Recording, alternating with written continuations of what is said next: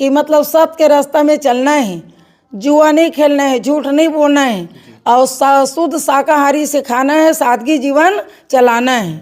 मतलब ये बाबा के संदेश है। तो यही संदेश के अनुसार से मैं गाना भी गाता हूँ, भजन गाता हूँ मैं, सतनाम भजन। जी जी।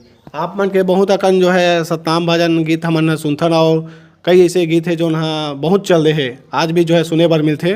तो एक गीत के मैं जिक्र करना चाहूँ, पलूना पलूना करके गीत भी आप मन गाए रहो, बहुत चली सो वहाँ एक समय में। थोड़ा वो गीत ला थोड़ा सुनाते हो, कहाते रहे, फिर गोट बात का सिलसिला जारी रखते हैं। पलूना पलूना पलूना में वो पलना में झूले ललना, पलूना में वो पलना में झूले ललना, पलूना पलूना पलूना ये वो पलना में झूले ललना, पलूना ये वो पलना में झूले ललना, पलूना पलूना